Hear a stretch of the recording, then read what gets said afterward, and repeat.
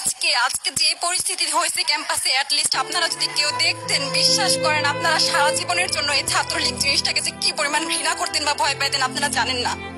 এরা আমাদের সামনে রড দিয়ে পিটায়া, ছেলেগুলারে রড দিয়ে পিটায়া একদম মাথা মরা করে ফেলছে। তারা এসে আমাদের পেছনে লুকাইছে, আমাদের বোরকার পেছনে, আমাদের ওড়নার পেছনে লুকায় বলে, আপু আমাদের একটু লুকায় রাখেন, আমাদের ওরা মাইটা ফেলবে, আমাদের বাঁচান আপু বাঁচান। আমরা তাদের ওড়না দিয়ে বোরকা দিয়ে লুকায় রাখছি, সেইখান থেকে আমাদের ধাক্কা দিয়ে ফেলে দিয়ে তাদের বের করে আবার মাথায় রড দিয়ে মারছে। এমন অবস্থা। এবং তারা আমাদের ক্যাম্পাসের পরিচিত মুখ, আমরা চিনি তাদের, তারা এই অবস্থা করছে, রাস্তায় একদম শোয়াই ফেলছে। আমাদের হলের মেয়েদের বুকে বড় বড় যে আসতো ইট গুলো বুকে ফেঁকে দিচ্ছে, মানে একদম পুরো বুকে লাগছে, এরকম জামা কাপড় ছিঁড়ে ফেলছে, এত বাজে অবস্থা।